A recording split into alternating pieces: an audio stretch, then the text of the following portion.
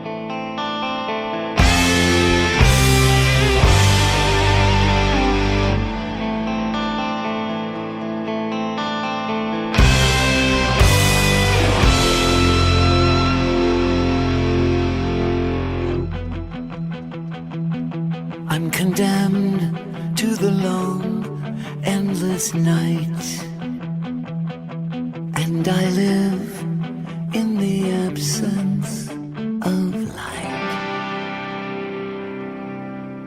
Paranormal After Dark with the Roadie. That's me. I'm here for another week here on After Dark. I'm flying solo this week.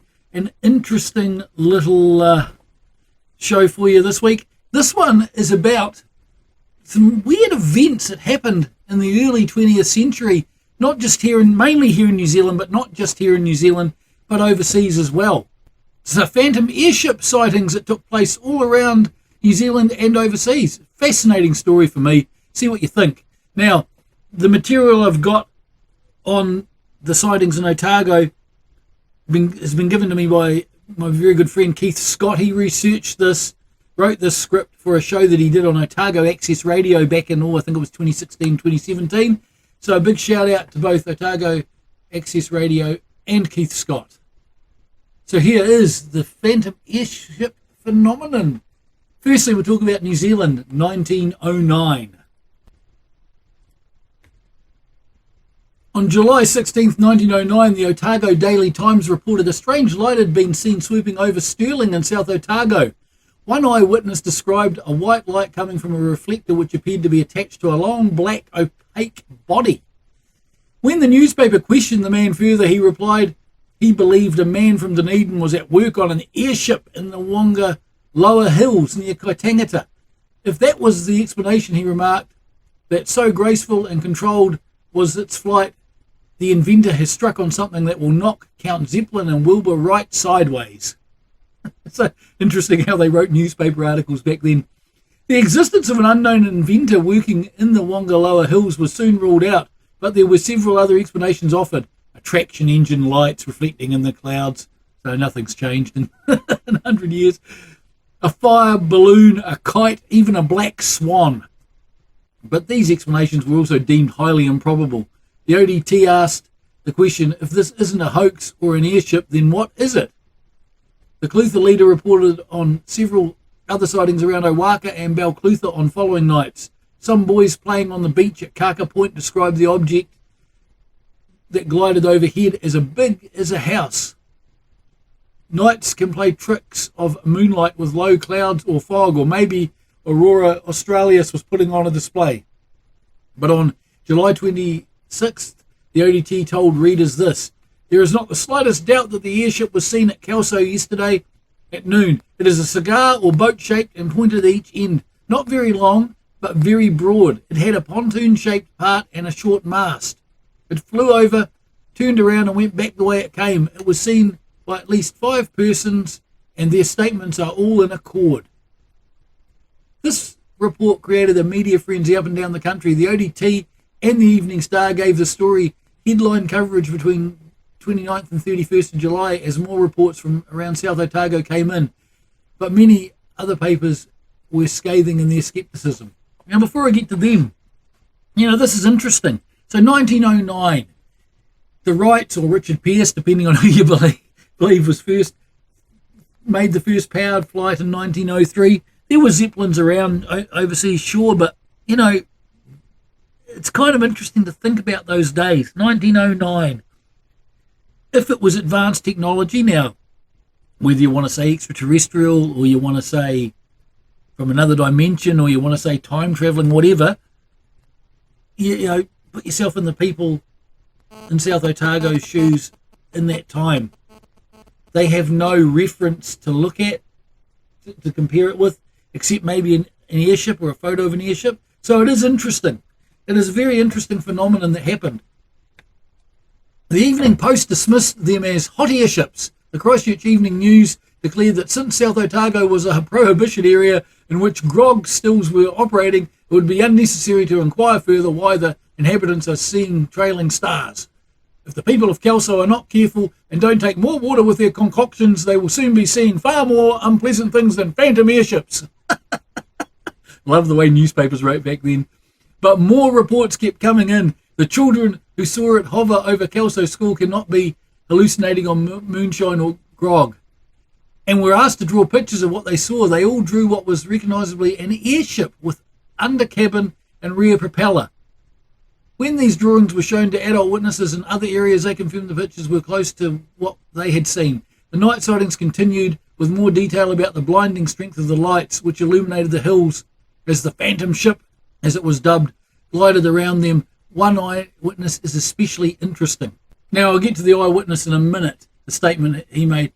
But, the lights, that lighting technology was around. They had lights that were bright like that in those days, in theatres and in boats, fishing boats and stuff, but they had massive generators. Could an airship have a massive generator on to generate some sort of light like that? Particularly the light they're describing. I'm not sure, really. Anyway, here is the interesting statement. Some people are putting the phenomena down to fire balloons, heliograph reflections, the planet Mars, or small boy practices, whatever the hell small boy practices are. But I can vouch we have an airship in our midst. It passed close to my house on the night of the 31st of July, and the hum of the propellers was quite plainly heard. From my homestead, the vessel made one tack, and then we could see two side lights which were red in colour, but less bright than the rear light. The vessel then made for Mount Wendon, about 18 miles an hour, travelling against the wind. The witness was Thomas Potter from Norwood Farm near Kelso, and he knew more about flying machines than anyone else around. His son was 20 years old, Francis Potter, who had built and flown a gliding monoplane that year and was in the midst of building a power-driven aircraft. If this was a locally built flying machine, it could only have been his own son's, but he was quite sure it was not, and he would have known.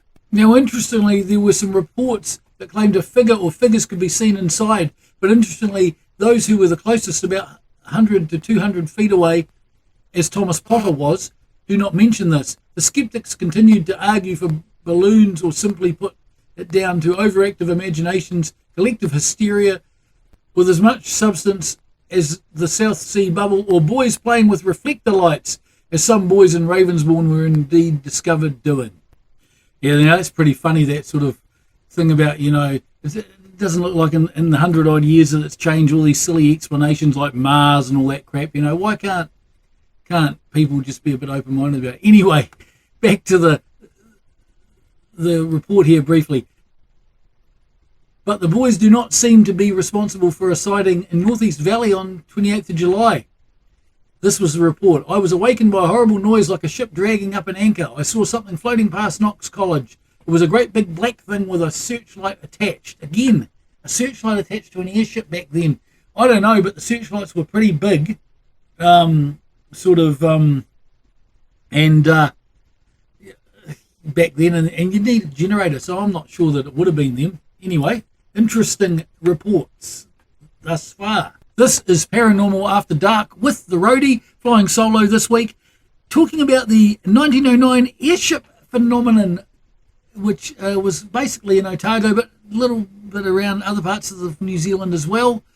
Just something, weird that happened back then. You know, as I said, we'd barely had powered flight. Zeppelins were around, but not I imagine in big numbers in New Zealand. But this stuff, as I said, which I'll talk about later in the show, also happened in the United States, Australia and Britain as well at different times. And so, very interesting topic this week, I think. Early UFO sightings? Who knows? From July 30th that year, 1909, reports from Otago diminished, but in August there were reported sightings in Oamaru, then Timaru, then Christchurch, and on the west coast. At Hokitika, workers on a dredge all claimed that the dredge was being buzzed and investigated by the airship circling overhead. Then some sightings were reported in the North Island. Was this flying thing or things, as by now it was agreed by believers that there were at least two conducting reconnaissance northwards? Now, see, that's the interesting thing. If you want to put aside my theory that they might have been extraterrestrial or interdimensional, and they may have been, say, I don't know, German, perhaps, airships that were based out of Samoa because Germany had, some bases there then. Maybe they were poking around and nosing around, but it would have had to be more than one, you would have thought, the different areas they were in. So, yeah, interesting. The last North Island reported sighting was on 9th of August 1909. After that, there were no more until the 1st of September, coming again from near Gore. So once again, they've gone north, come south again. Interesting. Then it finished as quickly as it had begun. There were no further sightings in New Zealand after that, but there were sightings in Australia, and I will talk about that coming up in the show very shortly. Of course, for as many reports that strongly suggested that these were airships, there were just as many that proved they were anything but. A reported sighting in Temuka proved to be a hollowed-out turnip with a candle in, which schoolboys had hoisted up the school flagpole. Well, geez, you probably were drunk if you thought something near a flagpole wasn't attached to it. But, you know, the Gore sighting on 1st of September ended up being a large flock of starlings, but not all could be so easily recognised. What many of these things were, we will never know, but what we do know for sure is that there were no known man-made manoeuvrable airships or gas balloons being flown in New Zealand at that time. Very curious. So it comes down to two theories. Someone doing reconnaissance on Japan, or I don't know if they had airships, Germany, dunno, or something from another time or space that we thought were airships. Anyway, this is Paranormal After Dark with the Roadie. Again, a big thanks to Keith Scott, who wrote that script for Heritage Matters in, I think, 2016. It aired on Otago Access Radio. He sourced the material from two articles: the UFO Wave of 1909 by Tony Brunt of Auckland University UFO Research Group, and Brian Dickerson's 2015 article, the 1909 Kelso Airships. So I'll be back after this rather appropriately, I think, themed song from a band named after an airship, and we'll talk about some of the airship sightings in Australia and the rest of the world. This is The Roadie. Here's some Led Zeppelin.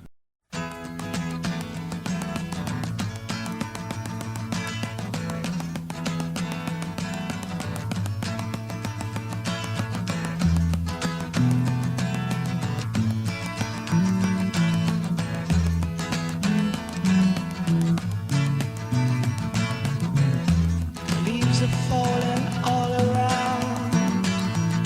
Time I was on my way. Thanks to you, I'm much obliged for such a pleasant stay. But now it's time for me to go. The autumn moonlight's my way. But now I smell the rain, and with it pain, and it's heading my way.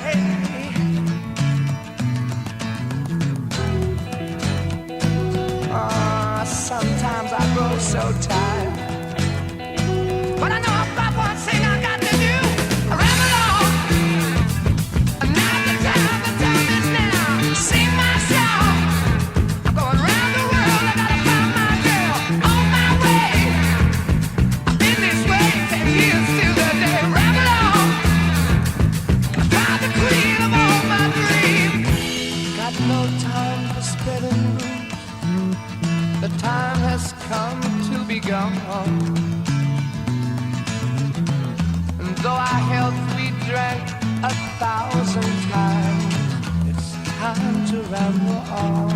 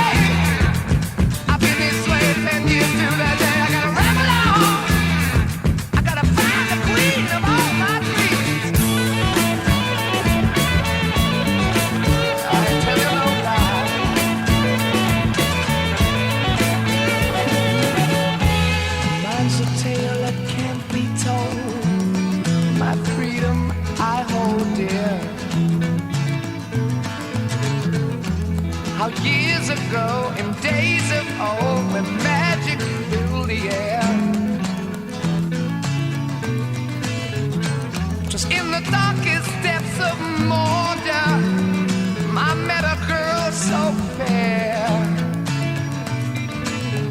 But Gollum, at the evil wall, crept up and slipped away with her, yeah. Ain't nothing I can do now. I guess I'll keep on rambling. I'm gonna sing myself. I gotta find my baby.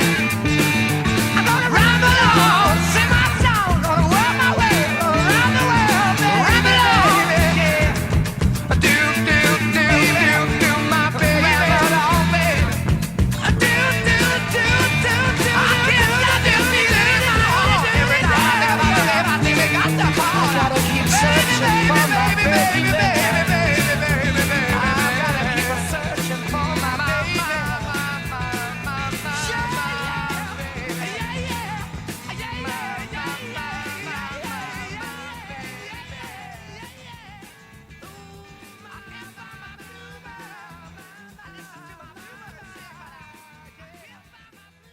Paranormal After Dark with the Roadie on Rocket FM. Yes, I'm back. It's the Roadie here on Paranormal After Dark. So, yeah, phantom airships. Now, that was about the New Zealand sightings in 1909, the first half. Going back now, as early as 1896, 1897, they were seen across the United States as well. And again, this is a time when there wouldn't have been a lot of airships around. I guess America were probably, bigger population back then. They may have been working on them, but interesting. So during 1896 and early 1897, typical airship reports involved nighttime sightings of unidentified lights. More detailed accounts reported ships comparable to a dirigible, like the Zeppelin. Mystery airship reports were seen as cultural predecessors to modern claims of extraterrestrial piloted flying saucers, according to this thing here. Reports of alleged crewmen and pilots usually describe them as human-looking, although sometimes the crew claim to be from Mars, which, we now know that if there was life on Mars, it was there thousands of years ago. So you look at that claim and you say, okay, someone's making the shit up because it's about Mars, or perhaps they said they were from out there and whoever they spoke to supposed that was Mars. Who knows? It was popularly believed that the mystery airships in the United States were the product of some inventor or genius who was not yet ready to make knowledge of his creation public. So a lot of people have argued that, at that time it's unlikely to have represented test flights of real human manufactured dirigibles, as no records of successfully sustained or long-range airship flights were known in that time. But there were several functional airships manufactured before 1896 and 1897 in America. Solomon Andrews made a successful test flights of his Arion in 1863. I mean, that's a long time before, isn't it? But the capabilities were far more limited than the mystery ships. So, contemporary newspapers of the time were more likely to print manufactured stories and hoaxes than a modern news source, and editors of the late 1800s would often have expected the reader to understand that such stories were false. So apparently they used to print stories like that in the time, make stuff up, I guess it was a bit like the Dime Western novel where they made these big myths up about different gunfighters and stuff. So, interesting. And most journalists of that period, apparently in America, didn't seem to take the airship report seriously. And after the major wave of 1896 and 97 concluded, the subject fell away, really. There wasn't too many more stories about it. Apparently, UFO researchers in the 60s came across the reports, and that was probably the next time they were mentioned, and sort of thought perhaps they were precursor to the post-World War II UFO sighting. Who knows? It's indeed a very, very interesting, time, So you had the late 1800s in America, mystery airships being sighted all over the place. 1909 in New Zealand. Who were they? What were they? So in America, the sightings came in two sightings, basically. The first one was in California in late 1896, and then one in the central and eastern US in the spring of 1897. Total number of reports in the States were in the thousands, and based on newspaper reports, there were hundreds of thousands of witnesses. The first wave in 1896 took place entirely along the west coast of the United States, so that kind of makes sense. You've got sightings in New Zealand and Australia, which I'll talk about soon, later on. So whoever or whatever they were around the Pacific. From November 17th until mid-December 1896, newspaper accounts depicted the sightings as part of a transcontinental flight by the inventor. So, interesting indeed. But, if there was an inventor, wouldn't he have wanted to take credit for it? And wouldn't he have, wouldn't America at that time, because, this is before powered flight, been proclaiming loud and clear that they'd had some successful flights of Zeppelins and stuff. The first sighting in America, I won't go into all of them, but the first one was reported in 1896 on November the 18th. The Sacramento Bee and the San Francisco Call reported that first sighting, which had taken place the night before. Witnesses apparently reported a light moving slowly over Sacramento on the evening of November 17th at an estimated 1,000-foot elevation. Witnesses said they could see a dark shape behind the light. So again, we've got this bright light going. In 1896, it's even less likely you've got a powered spotlight on something too, I would say. A witness named R.L. Lowry reported that he'd heard a voice from the craft issuing commands to increase elevation in order to avoid hitting a church steeple. I don't know about that, but maybe. Lowry added in what was no doubt meant to be as a wink to the reader that he believed the apparent captain to be referring to the tower of a local brewery, as there were no churches nearby. Lowry further described the craft as being powered by two men exerting themselves on bicycle pedals. Now this is just getting ridiculous. Above the pedaling men seemed to be a passenger compartment which lay under the main body of a dirigible. A light was mounted on the front end of the ship. Some witnesses reported the sound of singing as the craft passed overhead, so that one sounds like it might have been made up. I mean, two geezers pedaling, and they're powering the propeller, and they're powering the light. So, yeah, whether he saw something and he made those bits up, I'm not sure, but certainly an interesting little report there from the first ones in America and California.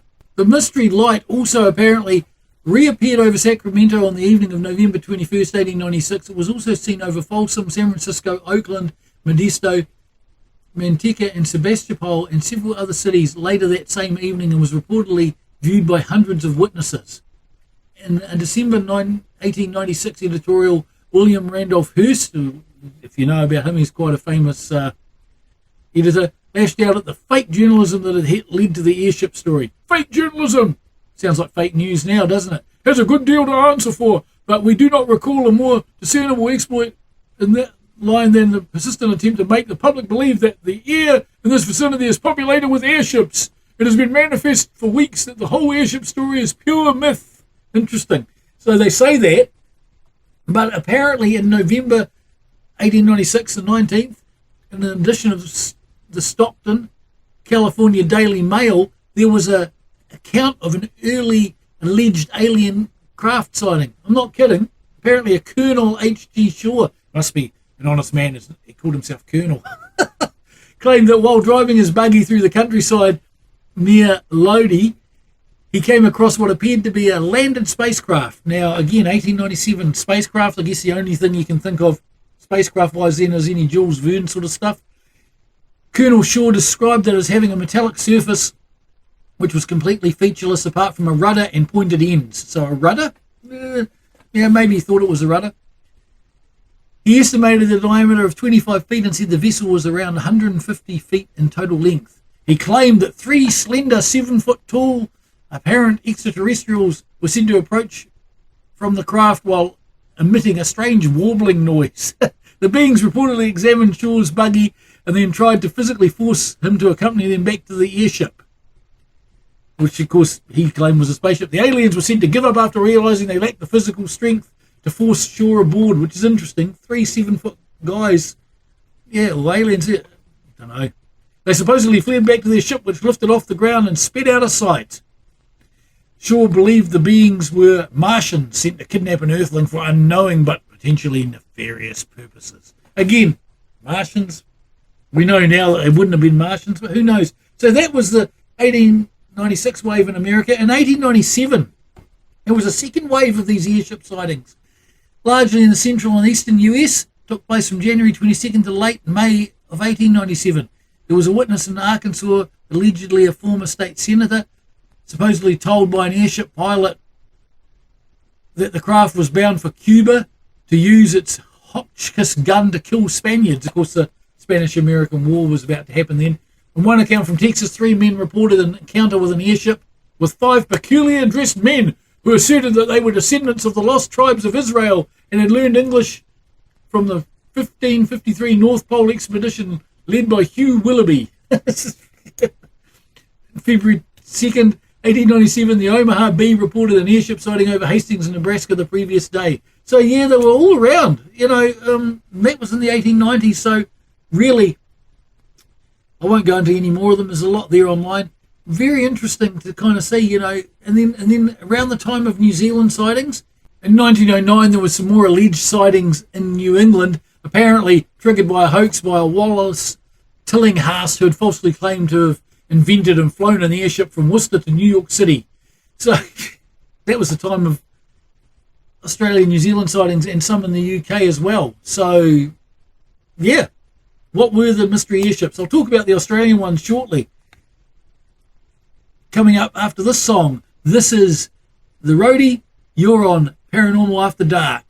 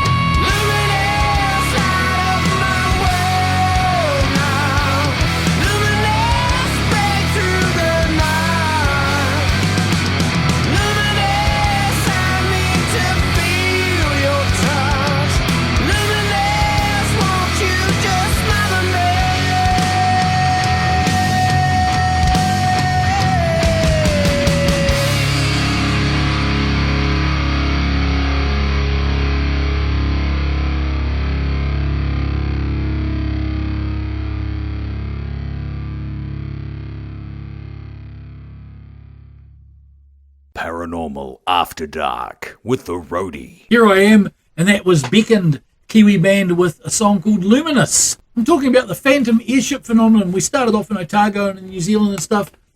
Had a look at some stuff in America. I want to have a look at some Australian stuff that happened just after the sighting ceased in New Zealand. The first phantom airship, or as they called them in Australia, scareships, was reported not as an airship but as beautiful revolving lights, but from a mechanical type of thing, like mechanical revolving lights.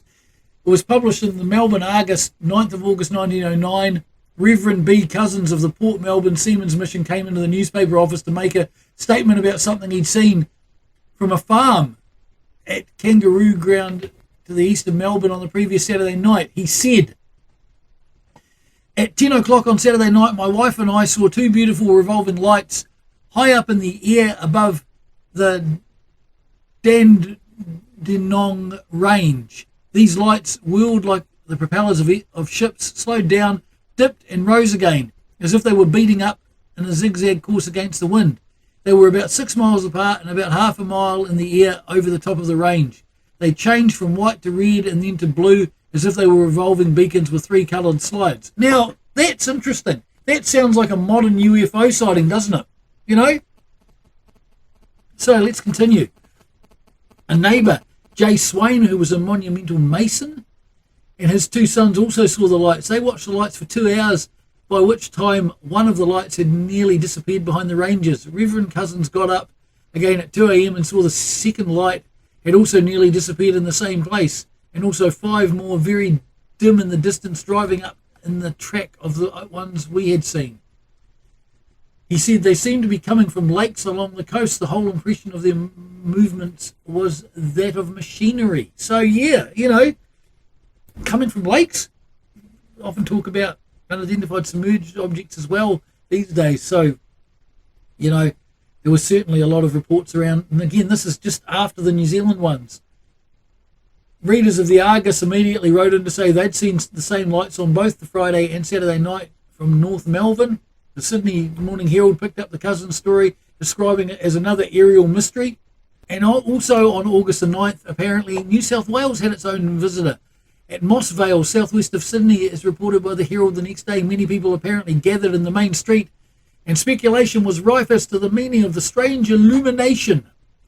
Above the large light, some large body was distinctly visible as the rays of light were reflected upon its surface. The supposition generally held is that the mysterious floating body is either a large balloon or airship. But this object is not stationary, has been proved by getting objects near at hand in line with the light, and in a few minutes it was found to move a considerable distance. It was also seen by passengers on an overnight express to Melbourne. Far to the north in Queensland, the Cairns Post reported the same day that at Bundaberg something had been seen which looked as if a balloon were floating in mid-air with a powerful lamp suspended from it. See, that's like the New Zealand ones. Again, I presumed it was an airship. August 11th brought more reports from Moss Vale. Apparently the airship had been seen for some days before reaching the press. Now the story was being reported not just in Sydney but in Adelaide and in Melbourne. Now a lot of these I guess would probably be people jumping on the bandwagon, but there were clearly some in Australia as well. So, you know, what was going on? Early 20th century. A lot more reports as well from Perth, from Tasmania of course, which is nearer New Zealand than most of the others. Of course, there was also sightings in Britain as well, which I won't go into, but you can look them up. So basically the whole thing, you know, that time in the world, the Victorian age had just ended. Europe was kind of being divided up amongst themselves. The different royal families, the grandchildren of Queen Victoria, the sons and that, they were all jockeying for position. World War One was about to start. We were in the, what were they calling it, the industrial age. We had lots of technological advancements coming along. If it was someone from another planet or another time or dimension, maybe it was a great time to be observing Earth. Who knows? Maybe it was just a bunch of guys who'd invented or were testing airships, and a little bit like today where they say a lot of the UFOs we see today are black projects by government that were being tested. Maybe these were governments testing airships. Don't know. But certainly a fascinating thing to hear about, and yeah, you know, what were they? Make up your own mind. That's been the Phantom Airship phenomenon. I am the Roadie. This is Paranormal After Dark. I'll see you next time. As usual, here's everybody's favourite eccentric uncle, Alice Cooper, to take us out.